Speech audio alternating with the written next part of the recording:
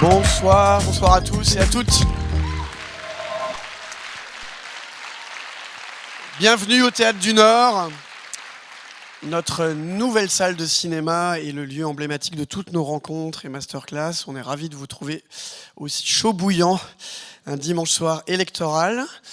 Peut-être les news vont tomber pendant la masterclass, mais s'il vous plaît, ne regardez pas vos téléphones. On est là pour quelqu'un d'autre, quelqu'un qu'on aime beaucoup, à qui j'ai laissé beaucoup de messages pendant plusieurs années pour essayer de la convaincre de venir au festival. Elle était très très prise et cette année, elle a pu se libérer pour être présidente du jury du Panorama International. J'en suis absolument ravi. On la connaît évidemment pour ses albums de bande dessinée, notamment Joséphine, qui avait été adapté au cinéma, vous le savez, en images réelles. Et puis son double album Culotté, qui a été un triomphe mondial, adapté aussi en série animée cette fois-ci. Et puis cette année, elle a signé un album avec Lola Lafont, notre présidente du jury l'année dernière. Panorama également, La Nuit Retrouvée, qui est sortie, que vous pouvez toujours acheter, bien entendu.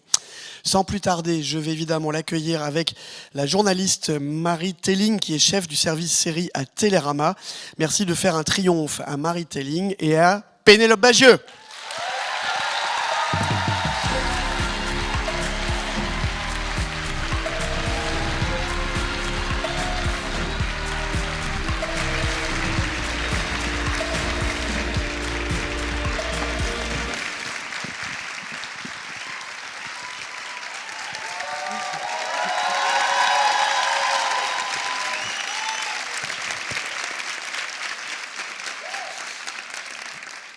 Bonsoir tout le monde, bonsoir Pénélope. Bonsoir.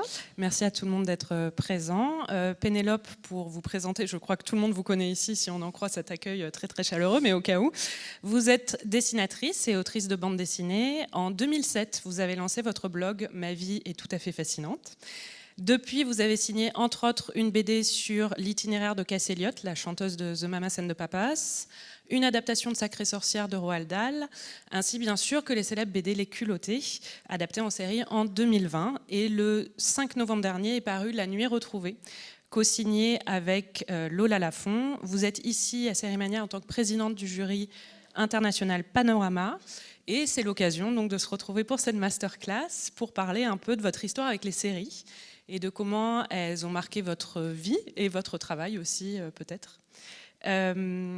Bienvenue. Et pour commencer, ma première question, c'est quoi votre tout premier souvenir de série ? Alors déjà, bonsoir aussi. Merci d'être venu un dimanche soir. Mon tout premier souvenir de série, est-ce que je dois répondre des choses qu'on s'est déjà dit avant ou pas ? Vous pouvez. Non, parce que c'est pas du tout mon premier souvenir de série, c'est pour ça. Non. Alors d'accord, ok, il n'y a pas de piège. Le premier souvenir de série. Mes premiers souvenirs de série, je pense que c'est deux choses. C'est les séries qui passaient sur M6 quand j'étais petite, de type La Petite Maison dans la Prairie, dont j'ai vu peut-être 7 millions d'épisodes pendant mon enfance. Et c'est vrai, une grosse partie quand même des séries que j'ai regardées enfant, comme la plupart des gens qui ont mon âge, ce sont des dessins animés japonais que j'ai regardés vraiment 100% de mon enfance, notamment les dessins qui passaient sur la 5 pour les plus sages d'entre nous, après l'école. Et donc, je sais pas ce que c'était. Mais je vais quand même peut-être dire que c'est La Petite Maison dans la Prairie, ouais. Ou Madame est servie. Ah oui, c'est marrant, la 5, on a récemment fait un article sur Télérama, parce que c'était, je crois, l'anniversaire, sur le fait que ça a marqué toute une génération de sériphiles. Pour vous, ça a été aussi la naissance d'un goût sériel de regarder la 5 ? Absolument, parce qu'il y avait quelque chose qui s'appelait « Youpi, l'école est finie », qui démarrait astucieusement à 16h à peu près, et où ça enchaînait 3 heures de dessins animés. Et il y avait beaucoup de dessins animés avec des personnages féminins qui faisaient du sport, et c'était mes dessins animés préférés. J'ai beaucoup regardé Jeanne et Serge. J'ai fait du volley à cause de Jeanne et Serge. J'aimais énormément une série qui parlait de GRS qui s'appelait Cynthia et le rythme de la vie. Voilà. Et en fait, c'était ce qu'il y avait de super, c'est qu'il y avait des héroïnes qui étaient des filles, donc ce qu'il n'y avait pas tellement dans la BD, par exemple. Donc j'aimais les dessins animés pour ça, parce qu'il y avait plein de filles. Il y avait Parfois, c'était des filles qui couraient après leur destin et qui devenaient reines ou princesses, mais parfois, elles faisaient du sport, elles faisaient des trucs. Ça paraît rien, mais à l'époque, il n'y avait pas tellement ça ailleurs que dans les dessins animés japonais. Quand on s'est parlé pour préparer cette masterclass, vous m'avez parlé d'un dessin animé en particulier qui est Princesse Sarah.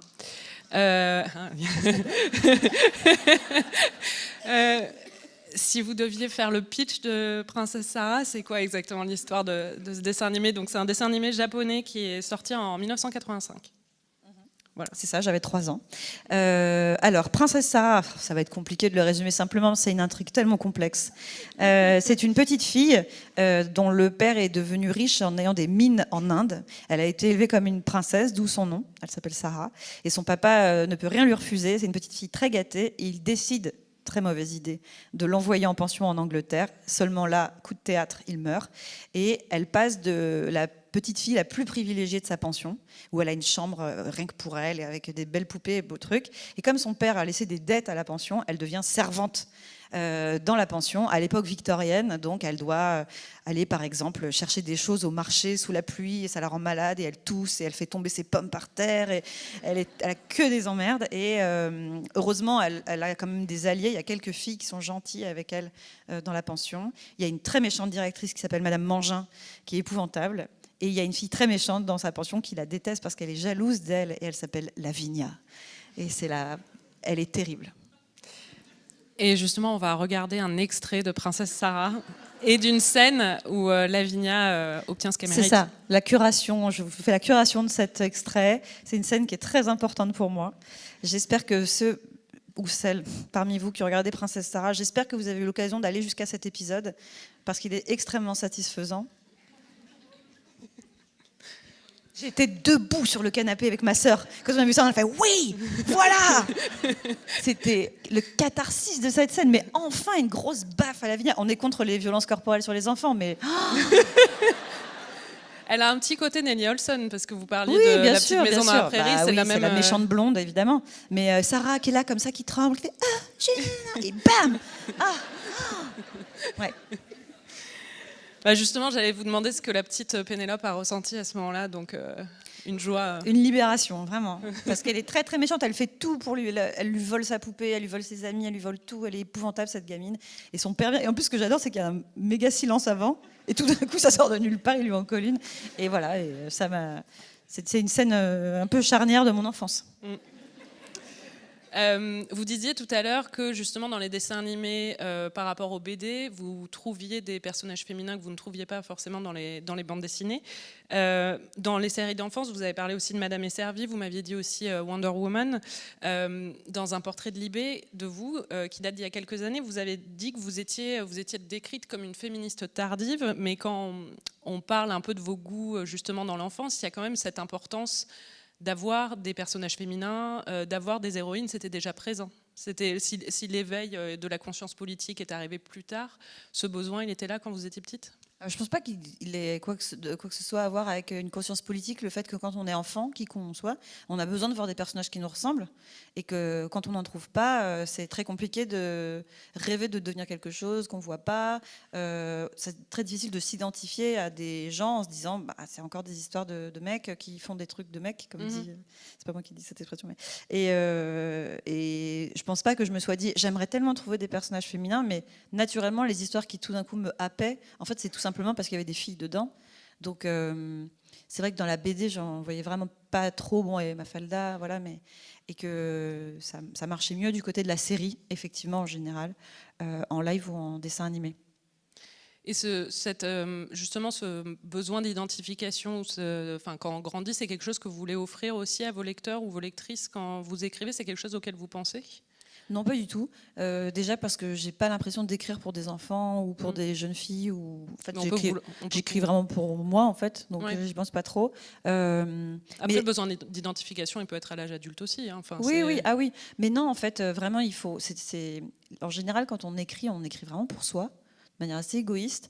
Et heureusement, on ne pense pas au fait qu'on va être lu, ni par qui on va être lu. Donc, ça serait juste bizarre pour moi de raconter des histoires qui ne soient pas des histoires de femmes, parce que ça veut dire qu'il faut que j'aille chercher des réalités que je ne connais pas du tout.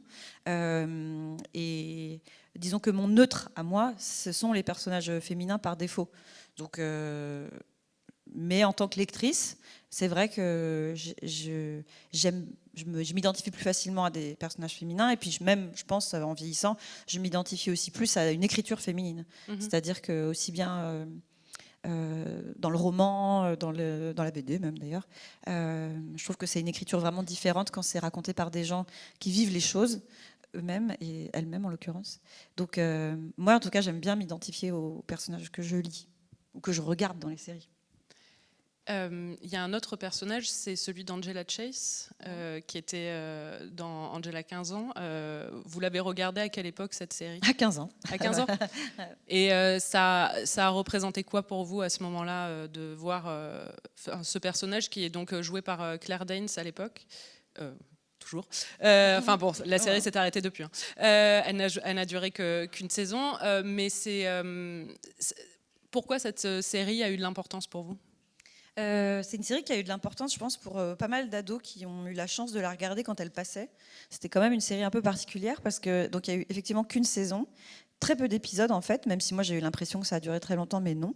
Et c'était donc l'histoire de Angela, 15 ans, d'où le nom. Et elle avait une vie hyper banale dans son lycée et elle vivait pas de grandes aventures dingues. Elle avait deux copains, dont une copine qui était plus cool qu'elle. Enfin, c'était pas du tout la fille du dessus du panier. Elle n'était pas particulièrement populaire ni rien. Elle avait des parents archi normaux, vraiment les parents les plus normaux et parfois gênants que des parents quand on est ado. Elle est amoureuse du mec toxique de son lycée, qui est donc Jordan Catalano, le gros moment d'émotion pour beaucoup de filles de ma génération, qui était donc joué par Jared Leto. Et voilà, et elle vit des trucs vraiment très normaux. Et je pense que c'est cette normalité qui m'avait complètement captivée. Et on était assez nombreuses à aimer beaucoup cette série. Et quand maintenant je parle avec des femmes qui ont mon âge aujourd'hui, on est beaucoup à avoir ce truc en commun.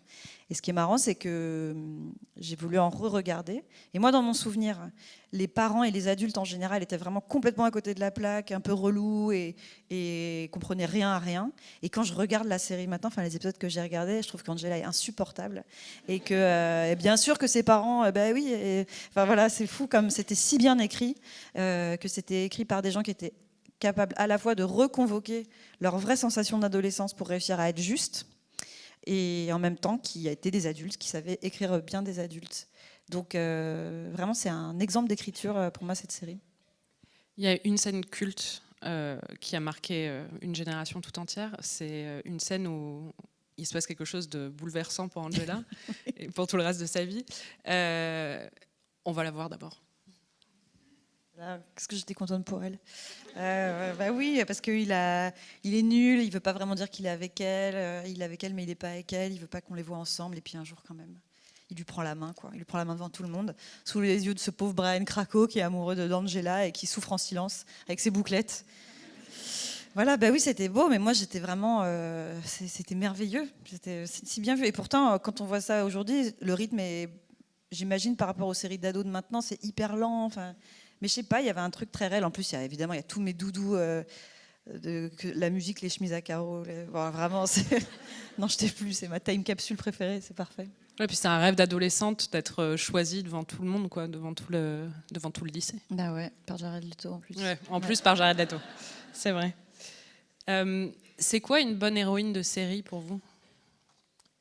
Ça peut être plein de choses du moment parce que ça peut être une très bonne méchante, ça peut être je pense que le fait que ce soit quelqu'un à qui on croit, qui paraisse plausible, qui soit cohérente et qui soit, oui c'est ça je pense, cohérente, qui soit crédible, qu'on puisse se dire, et même si c'est dans un cadre même de science-fiction, se dire ok, elle pourrait exister, et c'est ce qui fait qu'on ne décroche pas et qu'on a envie de l'aimer. On peut adorer des méchantes et même des personnages horribles, mais il faut qu'ils soient cohérents.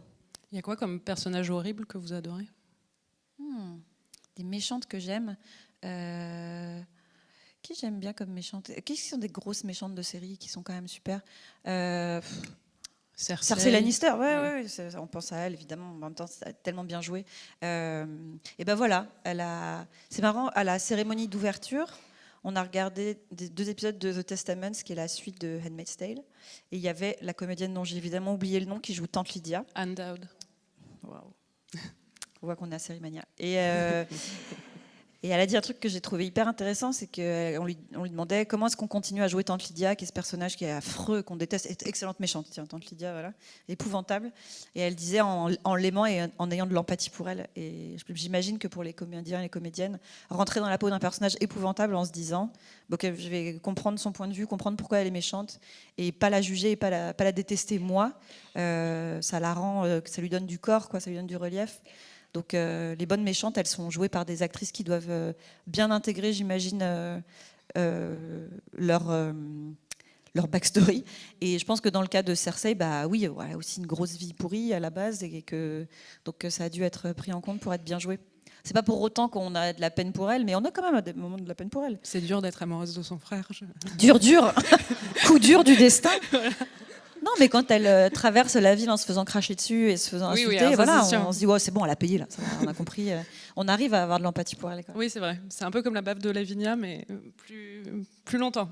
Ouais, Lavinia, un personnage pas très bien écrit, par exemple, parce qu'elle est pure méchante, on ne sait jamais pourquoi. Il n'y a aucun moment où, au bout d'un moment, on se dit, bon, on n'intellectualise pas autant parce qu'on a 5 ans et demi, mais quand même, au bout d'un moment, le côté de se dire, si, elle est méchante, elle est méchante parce qu'elle est méchante, c'est pas très, très bien écrit, en fait. Il y a des héroïnes avec lesquelles vous êtes identifiée récemment dans les séries de ces dernières années ? Oh bah oui, sûrement, mais je vais évidemment pas du tout trouver d'exemple maintenant. J'aurai plein de réponses dans 2 heures. Qui je me suis identifiée ? Qu'est-ce que j'ai regardé récemment déjà qui était bien ? Identifiée... Je peux répondre plus tard quand j'aurai trouvé, parce que je suis sûre. Ou alors, dites-moi des séries que j'ai pu voir récemment où j'ai trouvé les héroïnes bien. Non, mais je pense en termes de personnages féminins, c'est plus ou moins récent, mais il y a Fleabag, où je sais que ça... Oui, bien sûr. Oui, c'est vrai. En personnage... Oui, de toute façon, tout ce qui est raconté à la première personne par des femmes et qui est bien écrit, on a un peu envie de s'identifier. C'est bien quand c'est bien vu. Donc oui, effectivement, Fleabag, un assez bon exemple. Je réfléchis en même temps. Vous m'avez parlé d'empathie aussi, mais ça, c'est pas forcément... Enfin, je sais pas, il y a une identification avec l'héroïne aussi, ou c'est plus... Alors, pas dans la... En fait, si, c'est là où elle est quand même forte, c'est que bien que des vies assez différentes et des mindsets assez différents du personnage de Suzanne dans Empathie, ce qu'elle raconte quand même, le premier épisode, qui est quand même... tout le monde a vu Empathie ? Moi, vous avez vu Empathie ? Elle choisit quand même de mettre dans son premier épisode des choses qui forcent au moins je ne sais pas si c'est l'identification, mais de se dire, ah oui, on voit d'où elle parle. Il y a quand même cette scène dingue où elle part à son nouveau boulot le premier jour, et elle se fait une énorme éclaboussure de sang avec sa cup en sortant des toilettes à son boulot. Et je me suis dit, pas vu souvent dans une série cette scène-là. Et elle commence par se réveiller, mettre son pied nu dans de la poutine qui est par terre au pied de son lit, avec un mec dans son lit dont elle ne se souvient pas, et en plus de ça, elle se balourde du sang sur sa chemise le premier jour de taf. Et je me suis dit, ok, c'est certes beaucoup pour une scène, et on se dit, oui, bon, c'est un peu forcer le trait, mais au moins, on sait d'où la personne qui écrit parle, et je trouve ça assez chouette. Ouais. Il y a d'autres... Enfin, c'est un truc dans les séries, justement, récemment, surtout des séries écrites par des femmes, le rapport aux règles, il y en a quand même, il y a eu, je pense à Fleabag, le moment où elle achète ses tampons aussi, où elle prétend qu'elle prend des tampons pas super, mais des tampons normaux devant son crush. Et je pense à I May Destroy You, je ne sais pas si vous l'aviez vu, il y a un moment où elle retire son tampon aussi pendant une scène. C'est quelque chose où on sent que c'est une façon aussi pour les autrices de mettre pas juste de l'authenticité, mais de vraiment s'adresser à un public féminin et de montrer de mettre des choses qui sont très précises et très incarnées dans le rapport des femmes au monde et dans leur rapport au corps. C'est quelque chose qui est très présent aussi dans votre travail, je pense aux strates ou des choses comme ça, enfin, où vous incluez aussi ce genre de détails dans la façon dont vous écrivez les femmes, les personnages féminins, non ? Oui, alors oui. Par exemple, dans The Last of Us, donc on est vraiment dans le post-apocalyptique survie. Et effectivement, le fait qu'il se soit dit, mais comment elles font quand elles ont leurs règles ? Et qu'il y ait une scène, quand même, je me souviens, où je m'étais dit, et oui, c'est vrai en fait. À chaque fois qu'on voit des gens qui sont dans des trucs survivalistes, ils ont un sac à dos, ils se changent jamais, et ils partent avec des boots, un jean et un couteau. Et on se dit, mais elle a 14 ans, il y a quand même un moment où... Et je me suis dit, ça rajoute rien à l'histoire, ça va pas révolutionner le pitch de l'épisode, mais ça veut dire que les gens qui ont écrit l'épisode se sont dit c'est pas possible qu'on s'adresse pas à ce sujet à un moment ou à un autre, parce qu'évidemment c'est une gamine, donc il y a ça qui rentre en ligne de compte aussi. Et pour moi, ça c'est la présence de femmes dans les lieux d'écriture qui ont certainement fait juste, je voudrais qu'on règle une question une seconde. Elle est partie depuis 3 mois, comment elle fait pour ces règles? Et voilà, je pense que c'est un détail pour les gens qui ne sont pas concernés par cette question, mais c'est un oui, ok, pour le reste du monde. Donc ce qui serait étrange, je trouve, c'est de ne pas l'inclure dans les histoires plutôt, de se dire c'est un détail, on s'en fout. Moi, si en vrai je devais quitter ma vie parce qu'il y a les zombies et qu'il faut partir et que je devais faire mon sac, il n'y a pas que les tampons, il y a plein de choses auxquelles je penserais. Et j'aime bien, ça donne de l'authenticité, effectivement, comme vous dites, au fait de se dire, bah oui, il faut penser à tout ça. Ça donne encore une fois de la cohérence au personnage et à l'histoire, je pense, d'anticiper tout ce genre de détails. Donc, c'est pas tant parce que c'est un truc de femme, mais c'est en fait tout simplement un truc de réalité. Oui. Et ça, la cohérence des personnages gagne en qualité avec ça, je trouve. Mm-hmm. Mais ça serait pareil, il faudrait aussi qu'elle ait du produit à lentilles. Enfin, en fait, c'est des. Voilà. Je pense à ça. C'est juste. Écrivons mieux les personnages et écrivons mieux quelles sont les réalités de qu'est-ce qui se passe quand je dois partir de chez moi pour toujours.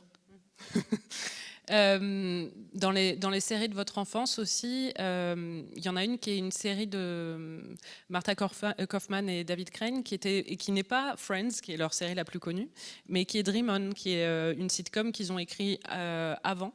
Vous l'avez vu sur Canal Jimmy, c'est ça à l'époque? C'est ça. J'avais des parents qui avaient Jimmy. J'avais plein de super séries. Classe. Angela, 15 ans, si je dis pas de bêtises, c'était aussi parce qu'on avait Jimmy. On va regarder le générique de Dream On. Vous reconnaissez dans cet enfant qui a été élevé par la télé? Ouais, complètement. C'est pour ça que ça m'a bien marqué. Alors pour les gens qui ne connaissent pas, donc c'est la série qu'ils ont écrit avant Friends, donc c'est un peu le labo. Franchement, au niveau des blagues, du rythme, il y a plein de trucs qui sont après développés en mieux dans Friends. Donc ça, je pense qu'ils se sont fait un peu la main avec ça. Et l'histoire, c'est donc ce personnage qui s'appelle Martin, qui est un mec qui a vraiment la vie la plus classique de la comédie new-yorkaise des années 90. Je crois qu'il est éditeur, il est divorcé, bon, il est stressé, bon bref. Et il habite à Manhattan, il est single dad, et tout ce qui lui arrive dans la vie, il le commande dans sa tête avec des extraits de films en noir et blanc qu'il connaît, et à chaque fois c'est le décalage avec ça qui est hyper marrant. Donc c'est plein de références à des films même qu'on n'a pas vus, mais ce qui est marrant, c'est qu'il a tellement été nourri par la télé pendant toute son enfance qu'il a que des réactions qui sont liées à des films. Et ça a un peu vieilli. Franchement, j'ai revu, et au niveau du rythme et au niveau aussi de certains trucs qui sont quand même assez problémos, mais bon, c'est les années 90, ça vieillit pas, tout vieillit pas super bien, mais c'est quand même très marrant. Et moi, ça me parlait vachement ce générique parce que j'ai vraiment l'impression, alors après, à quel point c'est un vrai souvenir et à quel point c'est à cause du générique de Dream On, mais j'avais l'impression d'avoir vraiment quasiment physiquement moi aussi été posée devant une télé pour qu'elle m'élève quand j'étais petite. Je pense que c'est aussi un truc d'époque, mais on regardait énormément la télé quand on était petit, puis il n'y avait pas 50 000 chaînes, et il n'y avait pas de VOD, donc en plus il y avait un truc de rendez-vous qui était qu'on regardait quand même plus ou moins tous la même chose à heure fixe, et qu'on avait plusieurs longues plages de dessins animés, ce qui veut dire aussi que les chaînes partait du principe que nos parents allaient nous laisser devant la télé pendant 4 heures, donc tout le monde était OK avec ça. On avait quand même 5 heures de live tous les mercredis après-midi de Club Dorothée pour regarder des dessins animés non-stop, plus les petites vacances et tout ça. Donc vraiment, moi c'était ma nounou la télé, quoi, et ça a jamais dérangé mes parents d'ailleurs. Et donc je me disais, ouais, il est un peu comme moi ce monsieur, il a à la place d'aller au musée, de lire des livres, il a regardé la télé, voilà. Vous pensez que cette éducation télévisuelle, ça vous a appris à raconter des histoires? Bah, sûrement un petit peu. En tout cas, ça m'a donné envie d'en raconter et d'aimer les gens qui les racontent bien et de réussir à être emporté par les gens qui racontent bien les choses. De trouver même du charme aux gens qui racontent bien les histoires. Et pour l'aspect visuel, comme je regardais beaucoup de dessins animés, c'est sûr que ça a vraiment, vraiment façonné ma façon de dessiner. Il n'y a pas de doute là-dessus. Il y a des choses que je dessine encore aujourd'hui exactement comme c'était dans les dessins animés que je regardais. Donc, voilà. Et puis pour les histoires aussi, oui, d'être captivé par quelque chose, de ne pas voir le temps passer, de pouvoir regarder la télé pendant 3 heures sans cligner des yeux. C'est vraiment parce que c'est bien raconté. Donc, quand j'étais petite, je voulais plus tard dessiner et raconter des histoires parce que j'avais envie de faire un peu ça, quoi. J'avais envie de faire du dessin animé ou des choses comme ça. Et pourquoi de la BD plutôt que du dessin animé au final? Et ben parce que pour faire du dessin animé, il faut travailler en équipe. Voilà. Vous aimiez pas et ça? c'était sûr que c'était non. Mais j'ai fait du... Ah non, mais c'est vrai, c'est vraiment pour ça. J'ai fait des études pour faire de l'animation, en me disant, puisque j'aime dessiner, que j'aime raconter des histoires, c'est logique, je vais faire du dessin animé. Et la réalité de faire du dessin animé, c'est travailler en équipe. Donc, c'est pas pour moi, quoi. Donc, très vite, je me suis dit non. Et la BD, c'est vraiment travailler avec personne. Et chez soi. Et souvent en pyjama. Le contre-exemple, c'est votre dernière collaboration qui est La Nuit Retrouvée, où c'est avec Lola Lafont. Ouais, mais on a travaillé chacune chez nous en pyjama. En fait. Il n'y a pas besoin d'être tous ensemble. Plus sérieusement, travailler dans la réalisation, que ce soit en animation ou en live, c'est donner envie à plusieurs centaines de personnes de travailler pour nous tous les jours et de faire « Allez, ça va être super !» C'est déléguer énormément de choses, alors que moi, je suis vraiment une malade de contrôle. Donc l'idée que quelqu'un puisse choisir une virgule ou une couleur à ma place, déjà, ça me fout des bouffées d'anxiété. Donc pour faire un film, ce serait compliqué. Et puis en fait, je trouve que la narration par la bande dessinée, c'est peut-être pas le meilleur endroit pour dire ça, mais je trouve que c'est la meilleure façon de raconter une histoire. Sorry. Voilà.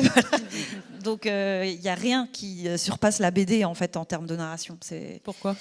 Parce qu'on peut tout faire. C'est-à-dire qu'on est limité par rien en BD. Il n'y a pas d'histoire de budget, il n'y a pas d'histoire de... Ce serait super que là, il y ait une scène dans l'espace, mais c'est pas possible. On se dit, si, go, il y a une scène dans l'espace. On est dans la manipulation du lecteur absolue, c'est-à-dire on décide de tout. On décide quand est-ce qu'il tourne la page, à quel rythme il va lire, quand est-ce qu'on a besoin qu'il ralentisse un peu. Et puis on fait tous les postes. Et moi, j'aime faire tous les postes. C'est marrant, je parlais de ça ce matin. On avait une conversation sur pourquoi pas réaliser des films plus tôt. Mais parce que moi, je veux être le chef-op et tous les acteurs et faire le décor et faire le montage, en fait. Donc, faire de la BD, c'est vraiment être Dieu de sa narration. Je pense que tous les gens qui faisons de la BD, c'est ça qu'on aime. C'est qu'on décide de tout. Du coup, une collaboration, donc la Nuit Retrouvée, même si c'était chacune de votre côté. C'est marrant, je me suis demandé justement sur l'impact de votre culture sérielle sur ce livre. Quand j'ai lu la scène d'ouverture, je trouve que visuellement, j'ai l'impression de plonger dans une scène de... C'est très cinématographique et très télégénique aussi. On plonge dans une scène...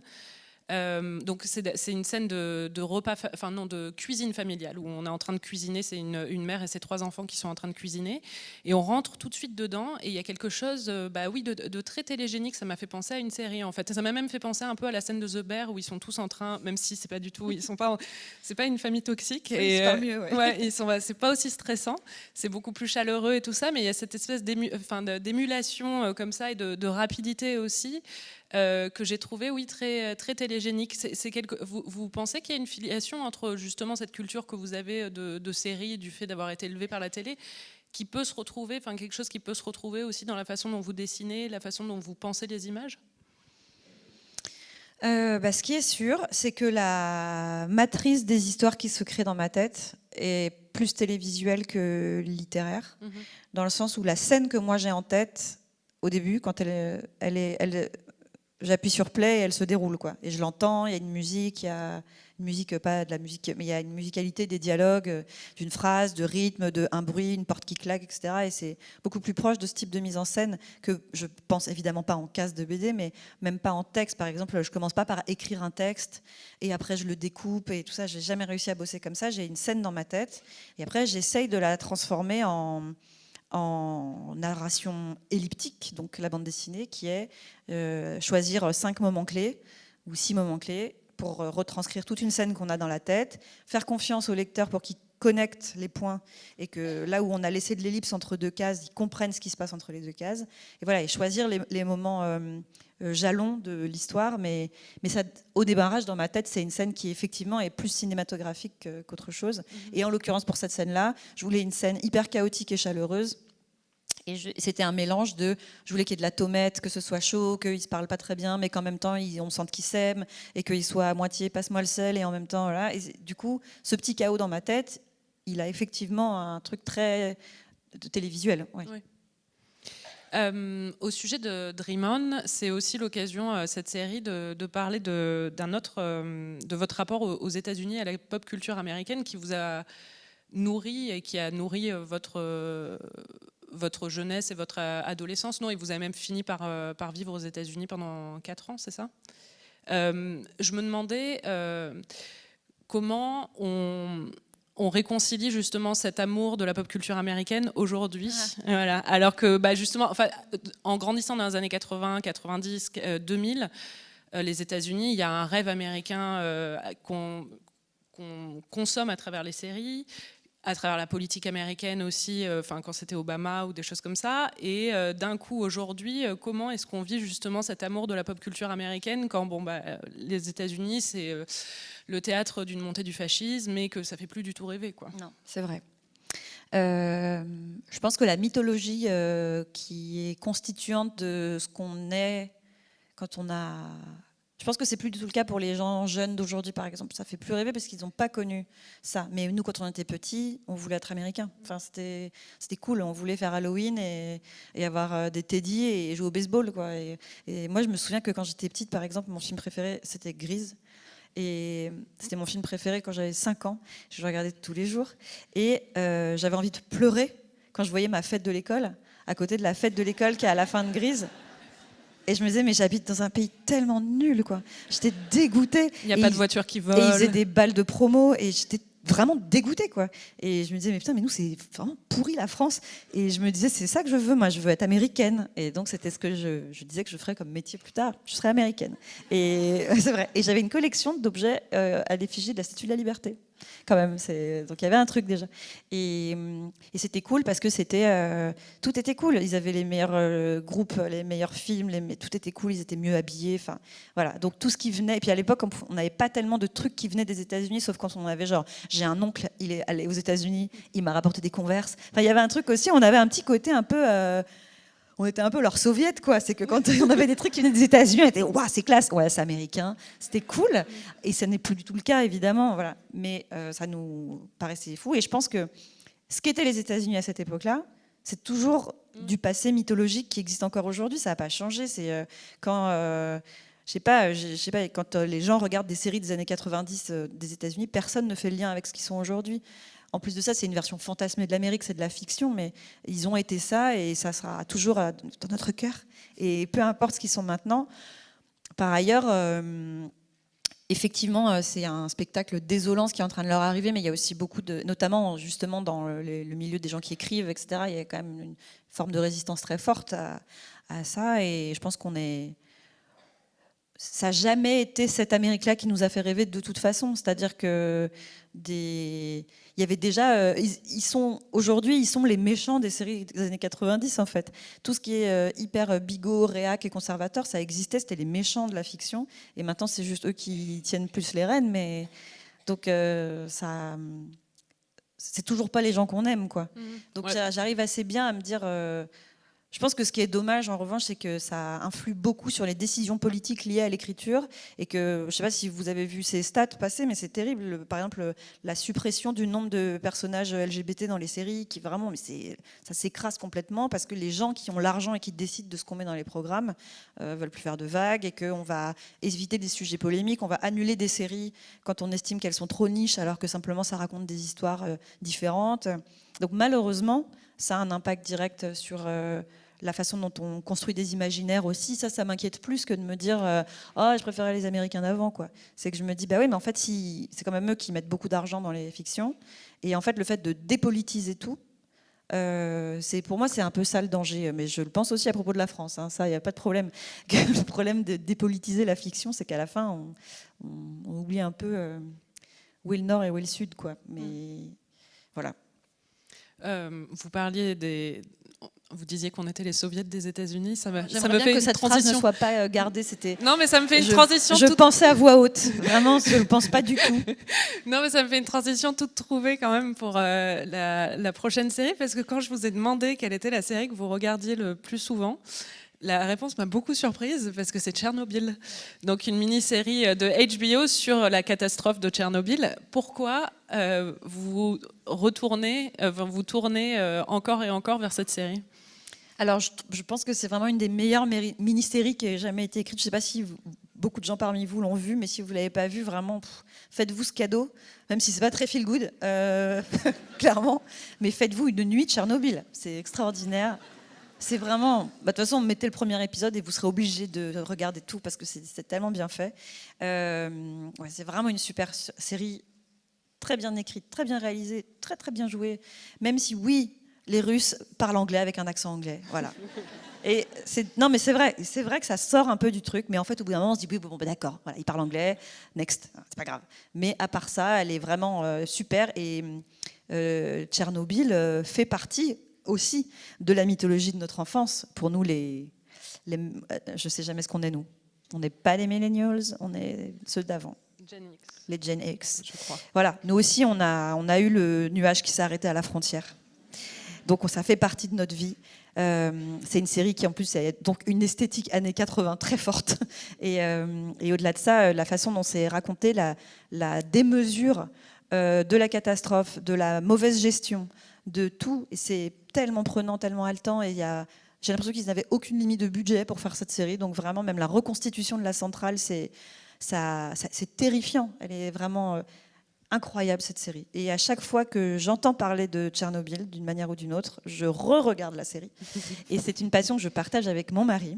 Donc très régulièrement, l'un de nous deux dit à l'autre « Mais si on se refaisait Tchernobyl ?» Et on re-regarde Tchernobyl, c'est notre petit moment romantique. On se tient la main et on est juste fan de cette série et je pense que j'en aurais jamais marre. Voilà. On va regarder un extrait. C'est tellement bien. C'est tellement bien parce que nous, on sait à quel point c'est horrible, mais eux ne savent pas. Et je trouve que c'est ça qui est fou dans cette série, c'est que chaque épisode, ils sont un peu plus à se dire « Ah ouais !» Et à chaque fois, ils disent « Non, mais on va faire tel truc. » Et l'épisode d'après, ils font « Ah ouais, non, ça marche pas non plus. » Et vraiment, c'est l'escalade de « Mais putain, mais qu'est-ce qu'on va faire ?» Et nous, on se dit « Bah rien, en fait, c'est foutu, en fait, les mecs, voilà. » Et c'est extraordinaire, cette escalade et la façon dont c'est géré à chaque fois en essayant de cacher. Le Gorbatchev qui dit bon c'est pas grave on dit rien, puis le reste du monde qui a pas les infos, et où petit à petit les gens petit bout par petit bout en Europe commencent à comprendre ce qui s'est passé, et en fait c'est du jamais vu dans l'histoire de l'humanité, donc personne ne se rend compte à quel point c'est grave, et on dirait vraiment des enfants avec une arme et qui font bah, du coup qu'est-ce qu'on fait maintenant, c'est tout cassé, bah, ils savent pas, et puis en fait ils savent pas, et c'est fou cette série. Vous êtes tendu devant la série ou c'est vraiment de la détente de le revoir un jour ? Je suis tendu comme ça. Là, même en regardant l'extrait, quand il dit alors on a une autre solution, et qui fait bah non en fait il n'y a pas d'autre solution, et la suite, enfin bon, on la connaît quoi, c'est qu'ils ont vraiment tout essayé, et puis il y a un moment où il dit bah, ou alors il faudrait qu'on puisse envoyer je sais plus combien de milliers de tonnes de sable dessus, et donc le bureau de l'URSS dit bah allez-y, trouvez le sable, trouvez les 20 000 mecs qu'on va envoyer mourir, on n'a pas le choix, il faut le faire, et donc ils font tout ce qu'ils peuvent et il y a quand même rien à faire. Et en plus, ça reste toujours un sujet actuel. C'est ça qui est fou aussi, c'est que c'est pas comme si on pouvait se dire heureusement depuis on a trouvé des solutions. On n'en a toujours pas en fait, donc voilà, ça reste quand même un truc qui plane au-dessus de nous, de se dire voilà, juste pour qu'on n'oublie jamais, c'est quand même ça hein, le risque, c'est qu'il se passe ça en fait. Donc ça n'arrêtera jamais d'être stressant comme série, je pense. Je vais tenter un lien un peu acrobatique entre Princesse Sarah et Tchernobyl. Et bonne chance. Mais déjà avec Princesse Sarah, il y avait beaucoup de rebondissements, de drames, de tragédies. Vous aimez être un peu malmené par les séries que vous regardez, enfin ressentir des émotions assez fortes devant les séries ? Ah bah oui, bien sûr, tout le monde, je pense. On adore. En plus, j'aime bien le fait qu'on le vive collectivement. Quand il y a des moments où on regarde tous un peu les mêmes séries, où on est obligé de fuir les réseaux sociaux pour pas se faire spoiler les trucs, etc. Les énormes coups de théâtre où tout le monde se fait non au même moment. Je trouve qu'il y a un truc, on est un peu tous ensemble, quoi. C'est un peu la Coupe du Monde des séries, quoi. C'est qu'on le vit un peu. Je sais pas, qu'est-ce que je peux dire comme truc fou et où je suis certaine qu'au moins je spoil rien pour personne. Le Red Wedding, peut-être. Voilà, enfin, le Red j'espère. Wedding. Mais... Voilà, où les gens disaient ah non, si tu l'as pas vu, je te dis rien, mais prépare-toi à tout ça. C'est chouette, je trouve, même si c'est pas, toutes les expériences sont pas universellement partagées, mais il y a quand même des choses qui ont un peu marché sur tout le monde. Et les énormes plot twists où on tombe de sa chaise, oui, j'aime bien. Vous parliez tout à l'heure du fait que vous regardez Tchernobyl en couple et que c'est même une petite tradition de couple. La série, c'est quand même un médium assez intime qui s'inscrit dans le quotidien, dans le foyer, qu'on regarde soit seul, soit en couple, soit entre amis, en famille. tout le monde a un peu ses petites habitudes, ses petites névroses liées aux séries, que ce soit une peur phobique des spoilers ou une envie de toujours finir chaque série systématiquement, ou des trahisons dans le couple quand on ne fait pas ce qu'on était, enfin on ne regarde pas, on regarde une série sans l'autre. C'est quoi vos névroses sérielles dans vos habitudes de série-film? En couple, vous voulez dire? Seul et en Ah oui. couple. Bah déjà, c'est pas les mêmes séries seul et en couple, ça c'est sûr. Enfin, je sais pas pourquoi je dis ça c'est sûr, comme s'il y avait un sous-texte, genre ça c'est sûr, pas du tout, pas du tout en plus, donc vraiment pas. Non, en général, même quand je commence à regarder quelque chose qui est super, je me dis est-ce que je continue parce que c'est vraiment super. Donc il y a un moment où je vais lui dire ce serait bien qu'on regarde ensemble, donc je vais de toute façon devoir tout recommencer. Donc quand c'est trop bien, je me dis est-ce que je l'attends, est-ce que voilà, lui c'est un peu pareil. Mais par exemple. Mon mari avait regardé tout seul, parce que à chaque fois qu'il commençait à regarder, je disais oh ça a l'air chiant, bonne nuit, et donc j'allais me coucher. Il a regardé tout seul Better Call Saul, et à chaque fois il me disait c'est pas possible que tu regardes pas avec moi, c'est tellement bien, j'ai tellement envie de t'en parler tout le temps, voilà. Et donc il l'a regardé en entier, il était vraiment inconsolable quand c'était fini. Il m'a dit tu voudrais pas regarder? Moi je peux tout re-regarder avec toi depuis le début si tu regardes. Et du coup il a re-regardé en entier pour regarder avec moi. Du coup il regardait en me regardant moi tout le temps pour savoir si je trouvais ça super. Je me sentais tout à fait pas du tout sous pression. Donc je lui disais, c'est super, merci, c'est génial. Mais c'est vrai que c'est super, par ailleurs, c'est vraiment génial. Il voulait que je regarde parce qu'il y a son personnage féminin préféré de toutes les séries qui ait jamais existé dedans, qui est Kim Wexler. Et il me disait, je veux que tu regardes parce que Kim, c'est la meilleure, elle me fait penser à toi, elle est super. Et tout. Donc j'ai regardé, c'est vrai qu'elle est cool. Vous êtes identifié à elle? Comment? Vous êtes identifié à elle? Mais j'ai pas du tout compris pourquoi il trouvait que c'était de moi. Je pense que juste il trouve qu'elle est super et donc il trouve que c'est moi. Mais bon, bref. Mais oui, elle est super, bien sûr, elle est géniale et on l'adore. Et dans Pluribus. Pluribus, merci. J'ai regardé Pluribus juste pour elle, vraiment, clairement. Mais ce qui se passe, c'est qu'en général, moi j'entends parler de plein de séries, surtout ici, je fais des notes toutes les 3 minutes. Et après, on met en commun nos listes. Et quand on a tous les deux entendu parler d'un truc, on dit ok, on se note pour la série dans 8 mois et demi quand on aura fini tous les trucs qu'on doit finir. Puisque, transition, oui, je n'arrive pas à abandonner une série avant la fin. C'est une vraie croix. Parce que même quand c'est une purge, je me dis non, mais comme les livres, comme tout, il faut les finir, quoi. C'est quoi la pire expérience de complétisme que vous avez vécue avec une série?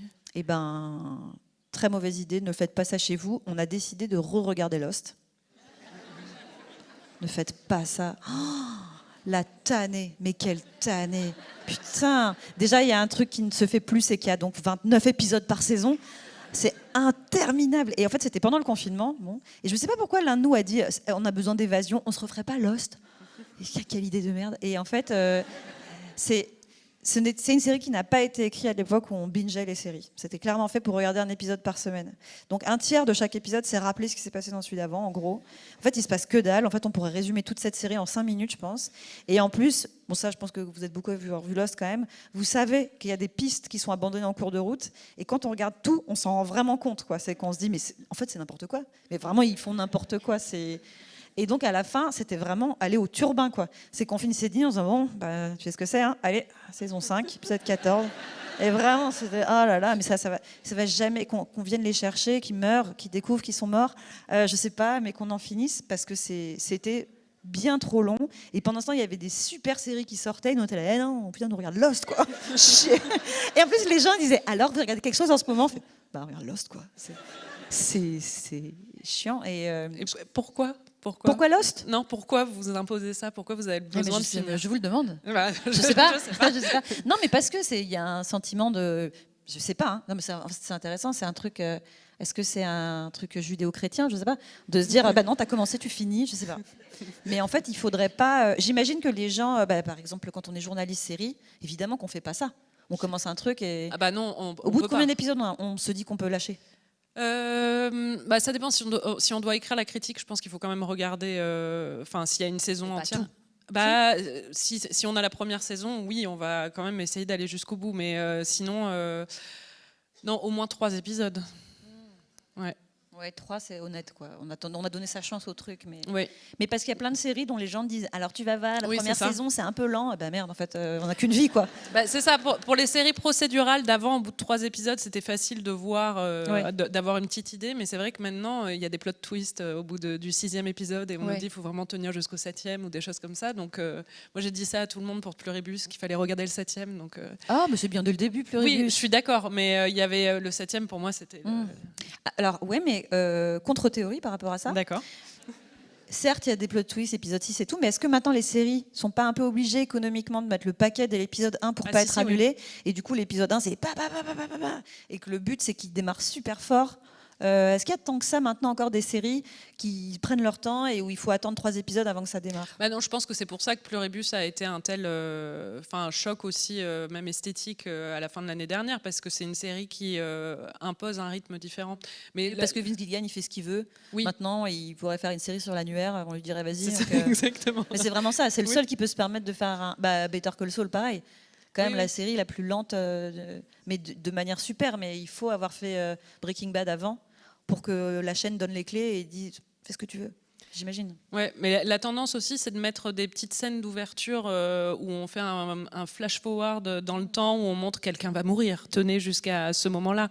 Et ça, c'est des séries, enfin c'est des tics qu'on voit de plus en plus pour faire tenir les téléspectateurs. Justement, ce genre de séries un peu formulaïques, vous aimez les regarder quand même, ou ça vous passe au-dessus?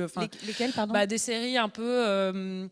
Des thrillers, souvent des thrillers féminins où c'est des amis il y en a une qui meurt et on ne sait pas trop pourquoi. Ah, comme comment ça s'appelait cette série qui était géniale, qui se Big passait à Little Monterey. Lies. Ouais. Ouais. Oh là là, qu'est-ce que j'ai aimé. Déjà, j'ai aimé toutes les baraques. Ouais. Ah bah oui. C'est Vraiment, ça, c'est aussi un programme programme l'âge que immobilier. j'ai, c'est que je regarde les séries, je fais oh là là, mais remontrez-moi la cuisine, qu'est-ce qu'elle est belle. Elles avaient toutes des maisons complètement folles, j'adorais quoi. Ça c'est vraiment super. Non, puis même ça jouait trop bien, c'était que des actrices dingues. J'ai adoré cette série, c'était super. Mais la saison 2 moins. Oui, c'est vrai que c'est parti C'est un peu. ouais. Mais la une, ouais, avec le mari violent de Nicole Kidman. Alexander Skarsgård. C'était si bien. J'ai adoré. Ça vraiment, si vous n'avez pas vu, regardez. Hein. C'est quoi la série que vous aimez faire découvrir aux gens que vous aimez, à vos amis, à votre compagnon, celle que vous imposez un peu? Celle que j'impose? Moi, je n'impose jamais rien. Qu'est-ce que j'aime bien faire découvrir? J'aime bien faire découvrir Battlestar Galactica. C'est vrai, quand même. Ah oui.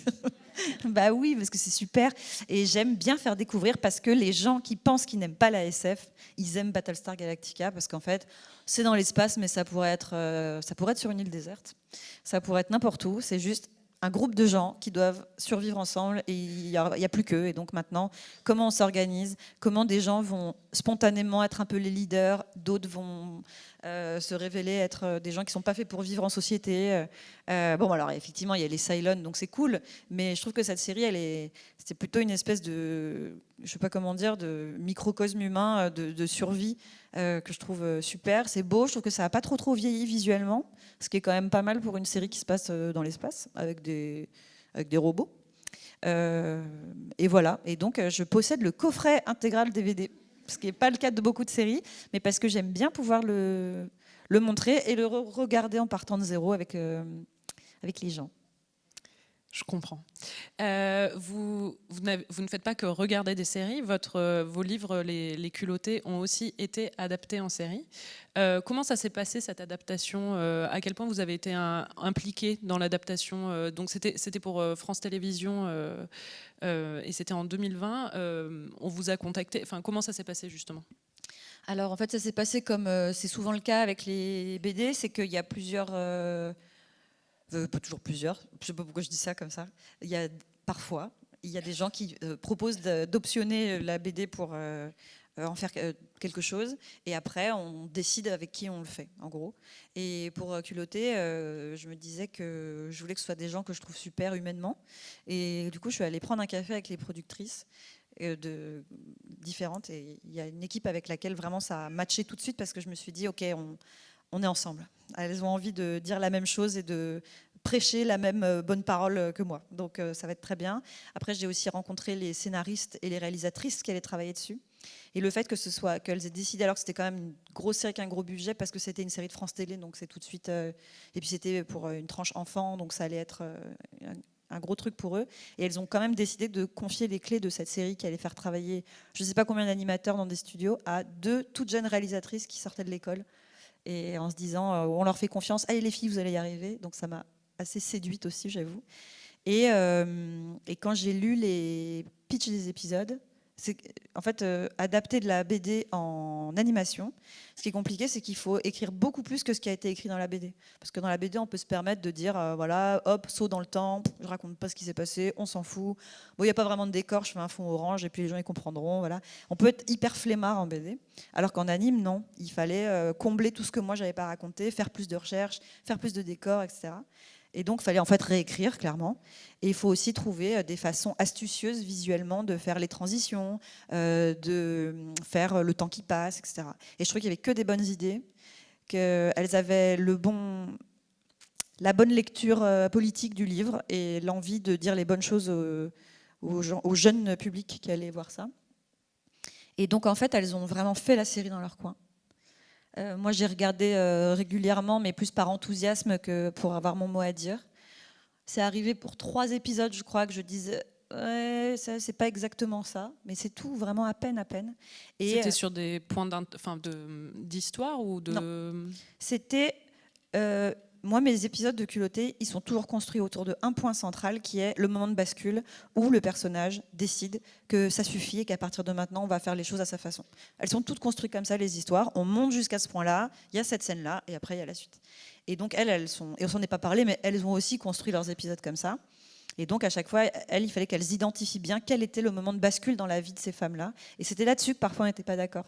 Je disais, bah non, ça, en fait, c'est pas ça qui a été le moment déterminant. C'est le moment où elle s'est barrée de chez ses parents, par exemple. C'est le seul truc où parfois je recadrais un petit peu, mais ça arrivait hyper rarement parce que dans 99% des cas, c'était super. Et ensuite, elles ont fait tout leur truc. J'ai rien vu du tout. Et puis, il y a eu le début du confinement. Et donc, ça a commencé à passer. Et elles m'ont envoyé un code pour que je puisse les regarder tous d'affilée. Et donc, j'ai regardé chez moi tous les épisodes d'affilée. Et j'ai pleuré. Oh, j'ai pleuré. C'était tellement merveilleux. J'étais tellement... reconnaissante. Je trouvais que c'était génial. Déjà, je reconnaissais pas du tout mes histoires, donc j'avais pas l'impression de regarder un truc qui venait de moi. Mais je me disais, mais qu'est-ce que c'est bien, qu'est-ce qu'elles sont fortes, elles ont eu tellement de bonnes idées. Et j'étais moitié trop heureuse de le voir comme une spectatrice, c'est-à-dire de me dire, il y a ça à la télé en France pour les enfants, c'est génial, pour les filles qui vont regarder ça, c'est super. Et en même temps, j'étais trop contente de me dire, mais c'est fou, ça vient de mon livre, alors que c'est tellement... Et je dis vraiment pas ça par fausse modestie, c'est tellement mieux. J'ai trouvé que c'était tellement mieux, c'était plus fin, plus beau. Et c'est Cécile de France qui a fait toutes les voix. Les femmes, les enfants, les vieillards, les petits chiens qui parlent, elle fait toutes les voix dans la série. C'est extraordinaire ce qu'elle a fait.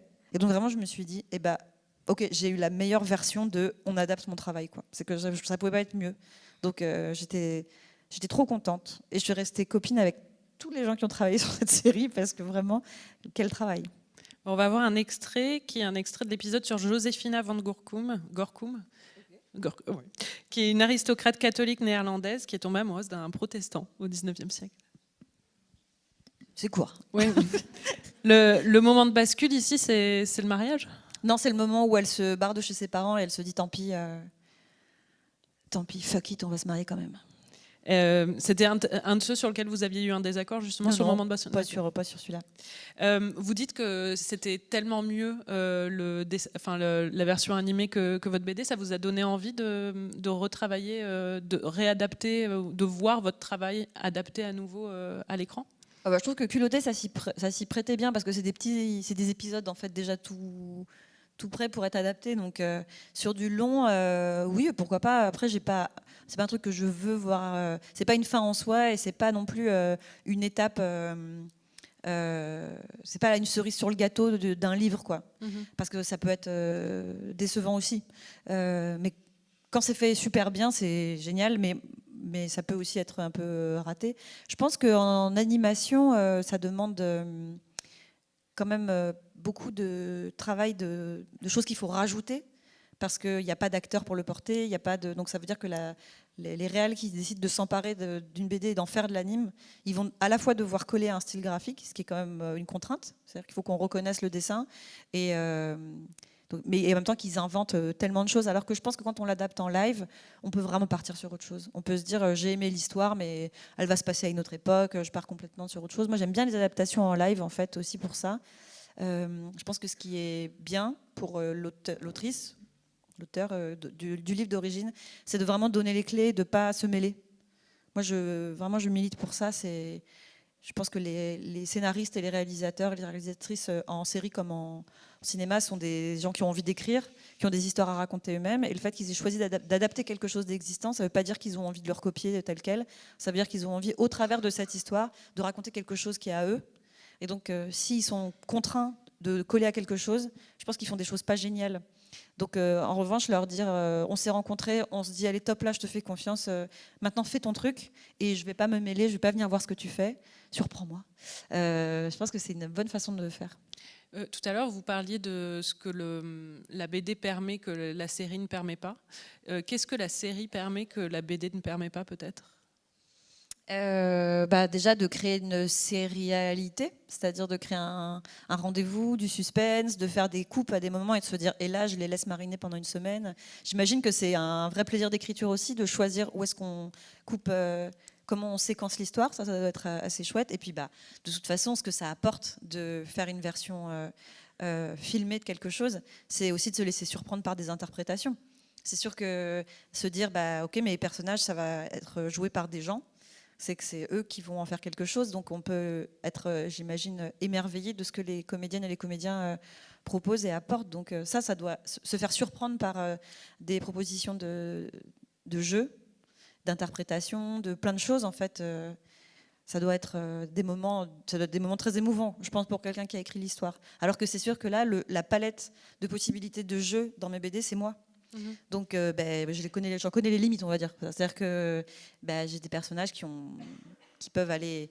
On peut tirer sur l'élastique pour l'éloigner de plus en plus de moi, pour essayer de proposer des personnages qui ne sont pas moi, mais enfin la terre dont je me sers pour fabriquer ma petite sculpture à la base, c'est moi. Alors que c'est sûr que si d'autres gens venaient jouer dans mes livres, je ne sais pas comment, ça élargirait le truc. Au-delà de l'idée d'une adaptation, faire une série, créer une histoire pour une série, en live ou en dessin animé d'ailleurs, mais est-ce que c'est quelque chose qui vous tente et que vous aimeriez faire un jour ? Pas du tout. Non mais c'est vrai, vraiment. Et de manière générale, faire autre chose que des BD, ça ne m'intéresse pas du tout. Ça m'inquiète à quel point ça ne me donne pas envie. Quoi. Non, au contraire, c'est que vous avez bien trouvé votre... Mais non, mais j'adore. Et mon problème, c'est que je n'ai pas le temps de faire toutes les BD que je veux faire et que j'ai des projets dans ma tête jusqu'à 2036. Et si, au contraire, si je pouvais me dédoubler, faire plus de BD, j'en ferais. Mais à chaque fois que... Vraiment, je trouve qu'il n'y a pas de meilleure façon de raconter une histoire. Donc, ça ne me fait pas envie du tout. C'est pas que j'ai peur ou que... C'est que je me dis, non, c'est dommage, autant en faire un livre, quoi. En fait, je me dis ça à chaque fois que j'ai une idée d'histoire, c'est que je me dis, autant en faire un livre. Donc, non. Mais me nourrir des séries que je regarde. Par exemple, ici... Pour l'instant, à chaque fois que j'ai vu des choses, ça devient des petites capsules qui se mettent dans un coin de mon crâne sur un plan que j'ai trouvé pas mal, un cadre, un truc où en fait c'est sûr que tout ça me nourrit et que c'est des choses que je recracherai d'une manière ou d'une autre. Mais écrire pour de la série, non, moi je pense que je vais rester une spectatrice de série à vie. Très bien. On a un peu de temps pour des questions du public, s'il y en a. Je pense qu'il y a un micro qui va circuler. Mais je ne vous vois pas. Ah, si, je vois un petit peu. Est-ce qu'il y a des questions ?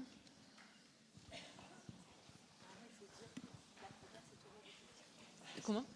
Ah oui, la première c'est toujours difficile, c'est ça. Il faut dire normalement. Merci. Bonsoir Pénélope. J'ai une petite recommandation pour vous, puisque vous êtes fan de Tchernobyl. C'est la chaîne YouTube Mamie Twink qui était allée il y a de ça quelques années à Pripyat, plus exactement en Ukraine, faire un urbex sur le site. Et on a pu voir l'avant justement de leur examen, s'ils étaient en bonne santé, en bonnes conditions.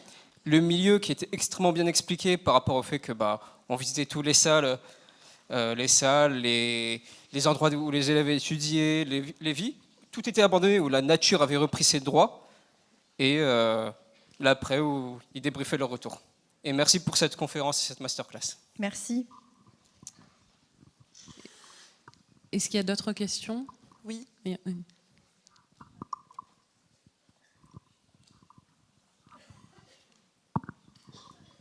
Merci. Bonsoir Pénélope. Ouais. J'étais là.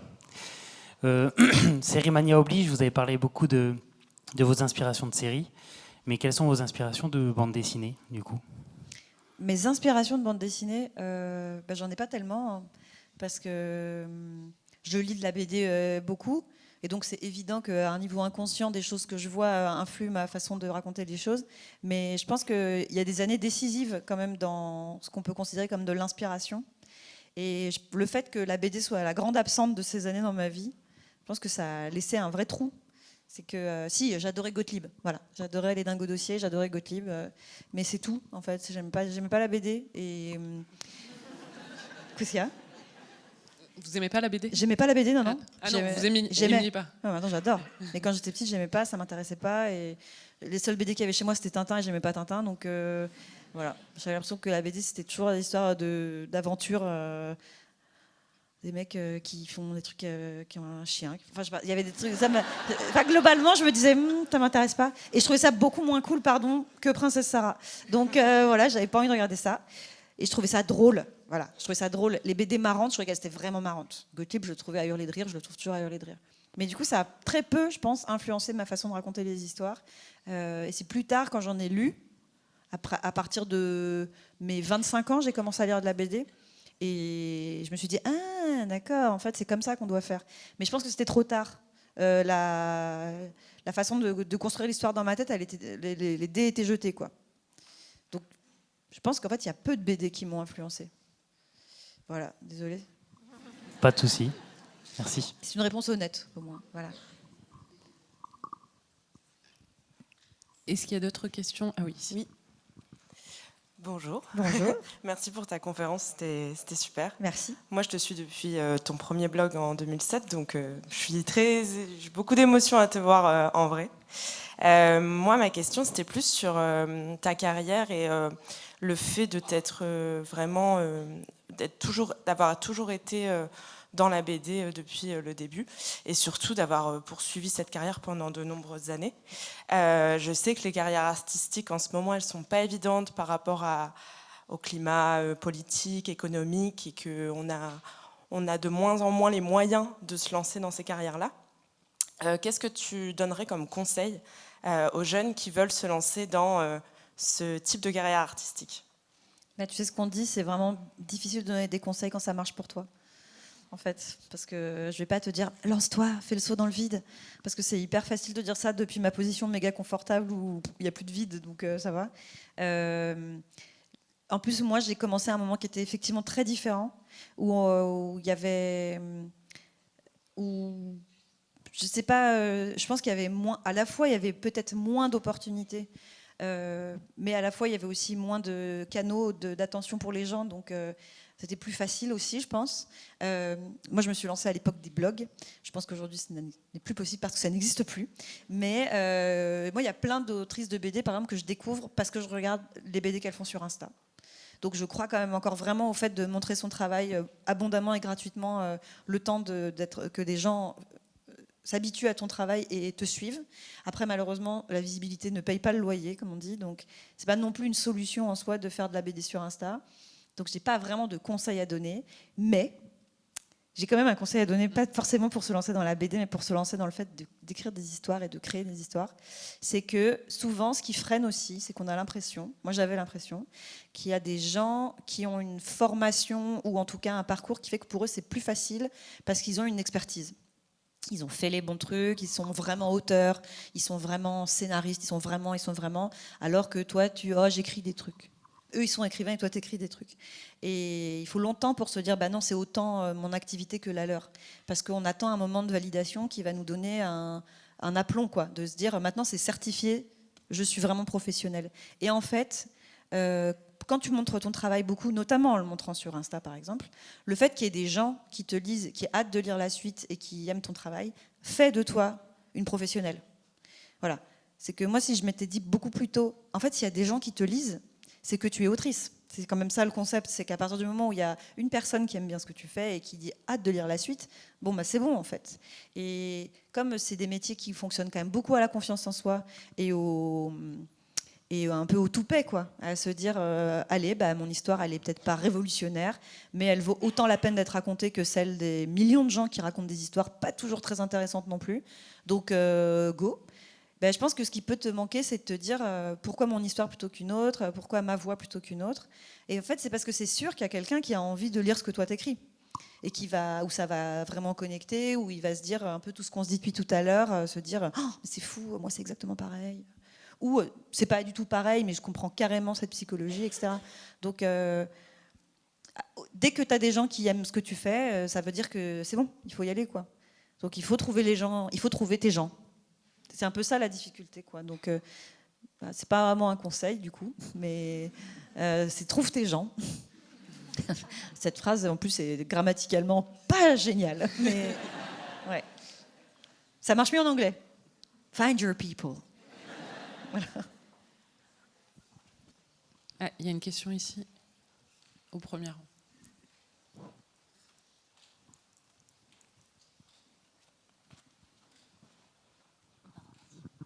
Bonsoir, merci pour cette masterclass.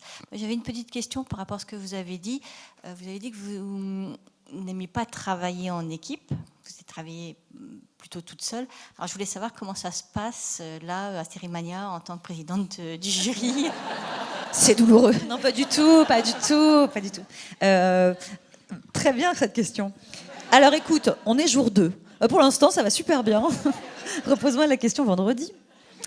Non, c'est pas pareil, parce que là, je travaille pas. J'ai pas à faire passer mes idées, à convaincre des gens de trucs. Ici, c'est relax, parce qu'en fait, on dit si on a aimé une série ou pas. Ça va. Et en plus de ça, moi, en tout cas, c'est comme ça que je conçois le rôle de présidente de jury. C'est de vraiment écouter ce que disent les membres du jury et je vais pas aller à l'encontre de ce qu'ils disent. C'est-à-dire, moi, vraiment, je le vois comme un truc de médiation, être présidente de jury. C'est être sûr que c'est pas toujours les mêmes qui parlent. Qu'on a bien entendu l'avis de tout le monde, que quand il y a des oppositions, on aille au bout du truc en disant c'est-à-dire exactement qu'est-ce que tu n'as pas aimé. Et moi, après, de toute façon, je pense qu'assez naturellement, les consensus se font. Et j'imagine qu'en ultime recours, je suis là pour dire écoutez, je vais trancher. Mais ça n'arrivera pas, j'ai l'impression. Donc, c'est plutôt cool. C'est plutôt la version sympa d'être avec des gens et parler de séries pendant une semaine. Il y a vraiment pire comme job. Mais c'est sûr que si ce qu'on devait faire, c'est qu'on devait produire une œuvre ensemble et qu'à la fin de la semaine, on devait rendre quelque chose, ce serait terrible pour moi. Ce serait vraiment, je serais obligée de faire des pauses pour aller toute seule dans ma chambre, comme un animal sauvage, plusieurs fois par jour, pour me dire j'arrive pas. Donc voilà. Mais quand c'est pas pour travailler, en fait, j'aime bien faire des trucs en équipe quand c'est rigolo, quand c'est pas pour faire un livre. Aujourd'hui, par exemple, on a fait une partie de jeu de rôle avec La Bonne Auberge, que je vous invite à regarder si vous ne connaissez pas. On a fait une partie en live. C'est pas du tout comme travailler en équipe. C'est super de bénéficier de ce que les gens apportent, d'être surprise par ce qu'ils font. J'imagine que dans un monde idéal, c'est comme ça qu'on travaille quand on travaille en équipe aussi. C'est qu'on se dit c'est génial, cette émulation, et profiter des idées des autres. Moi, je n'y arrive pas. Donc, j'ai toujours l'impression qu'il faut que je m'impose. Je dis ça, mais c'est pas vrai. Parce que, par exemple, quand on a bossé avec Lola, on n'a pas eu de moment où on s'est battu sur des trucs. On a plutôt réussi à trouver toujours de la conciliation. Donc, peut-être que j'ai eu des mauvaises expériences, en fait, et que j'adorerais. Mais c'est pas tant ne pas travailler en équipe, c'est que j'aime tellement la solitude. Et malheureusement, c'est souvent le cas. Plus je vieillis, plus j'aime la solitude. Et par exemple, je peux même plus travailler en atelier. Alors qu'avant, je ne jurais que par le travail en atelier. Je trouvais ça super, l'ambiance, c'est super. On se fait notre machine à café, on rigole, on se fait des blagues. Oh, maintenant, quelle angoisse.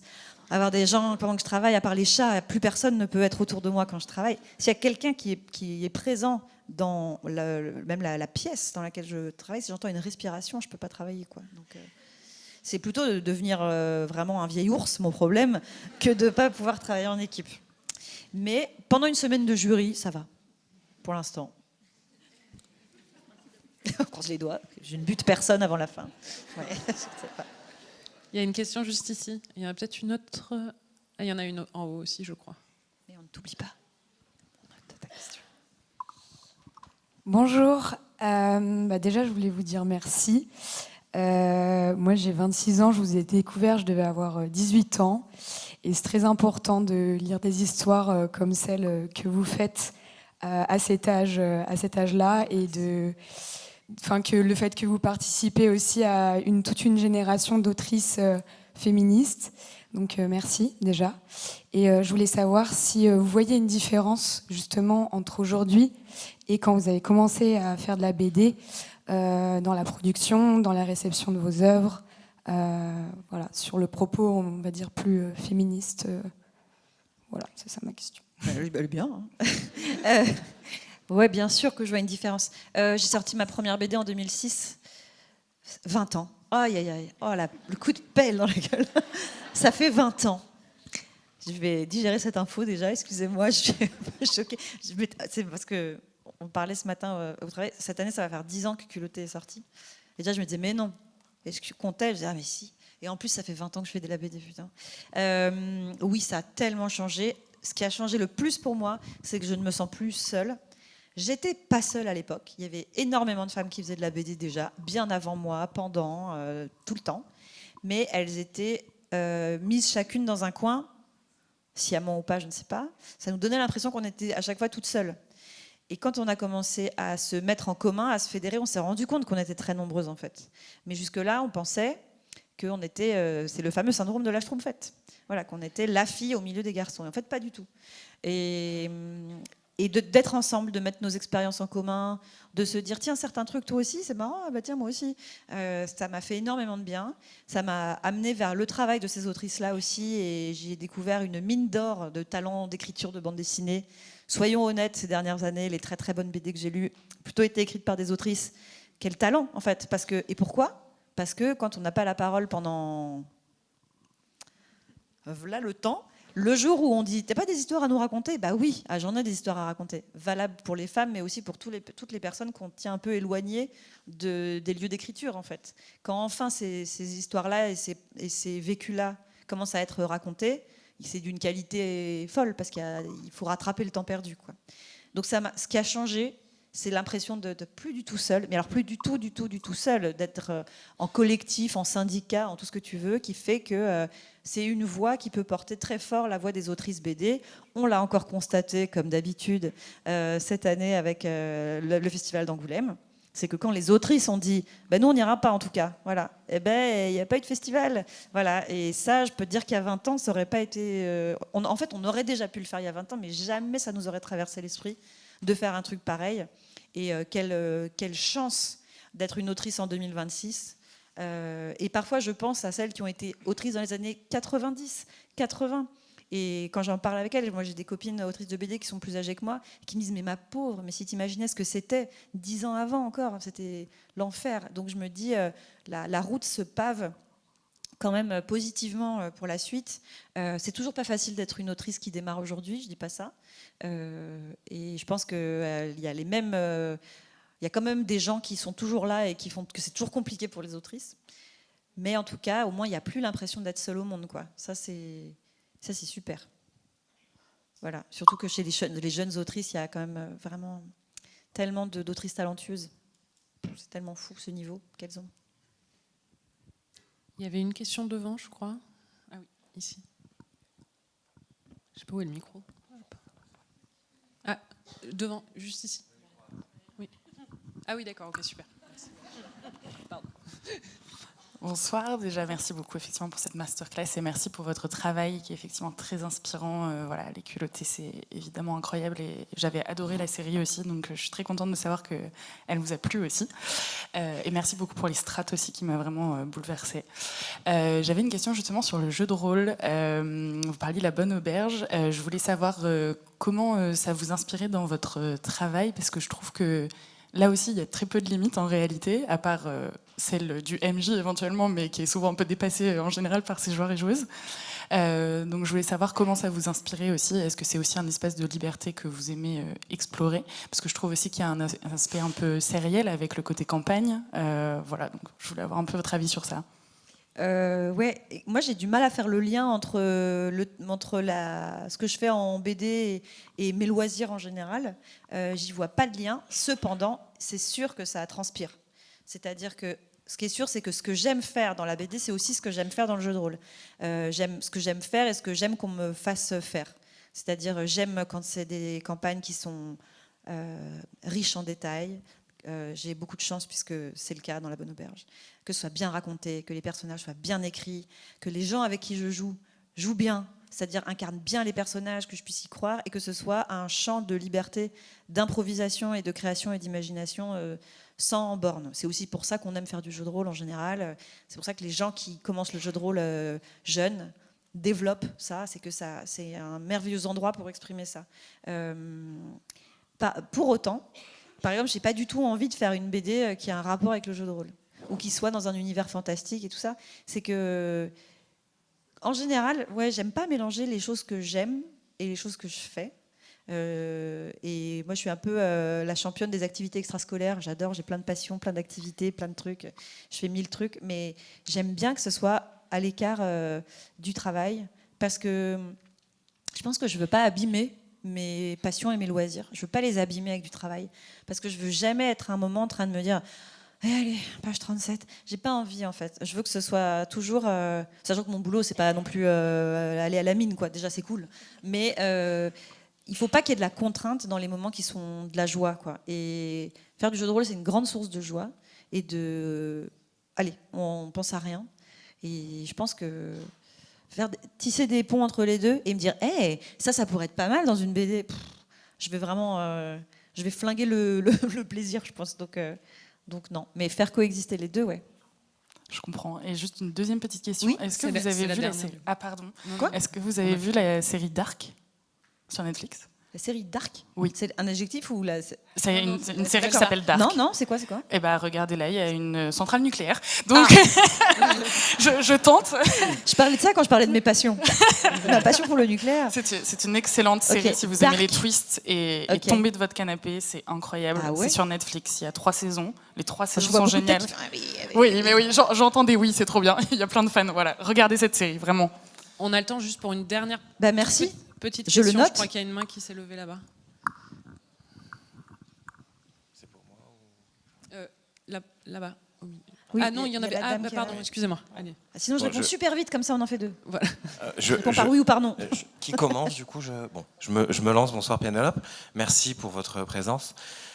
J'ai regardé Angela 15 ans et Big Little Lies et on s'émerveille parce que Angela tient la main de Jordan Catalano et on s'émerveille parce que on sait ce qui arrive au mari de Nicole Kidman. Pour vous, c'est quoi la série où on voit cette volte-face en fait où les femmes prennent le pouvoir et disent merde aux mecs? J'en sais rien. La série, je sais pas. Qu'est-ce qu'il y a une série où les personnages féminins disent. Je sais pas parce qu'en plus on change vachement de regard avec le temps. Par exemple, j'ai adoré. Moi, j'adore toujours. C'est vrai. Mais j'ai adoré Desperate Housewives, vraiment, jusqu'à la mort, dans mon sang, vraiment. Et quand je regarde maintenant, ça me désole certains trucs que je trouvais hyper cool. Je me dis, par exemple, à l'époque, je trouvais que Tom Scavo était super. Voilà. Je fais mon coming out. Je me disais, il est sympa, il a de vachement lunettes. Et maintenant, je regarde, je me dis, mais t'es... Donc, certainement qu'il y a des choses qui, à l'époque, m'ont paru être... on avait révolutionné la roue, et aujourd'hui, je me dirais, ouais, en fait, ça... Donc, je n'ai pas de réponse. Parce que tu te dirais que c'est quoi?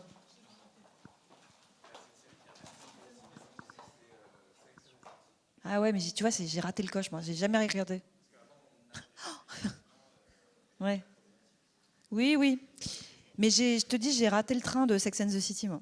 Je sais pas pourquoi, je sais pas ce que je faisais à cette époque-là, mais j'ai pas démarré, quoi. Mais comme Grey's Anatomy, c'est les 2 séries que j'ai pas regardées. Donc, les gens sont scandalisés. C'est bien parce que... Et elle ose être à Sérimania.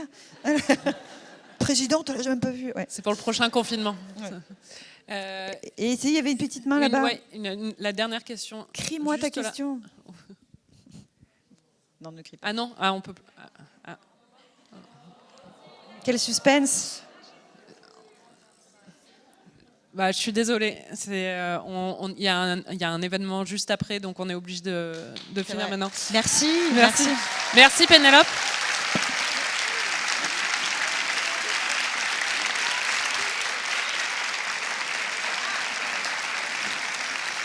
J'annonce juste, Pénélope sera en dédicace au Furet du Nord jeudi de 16h à 17h.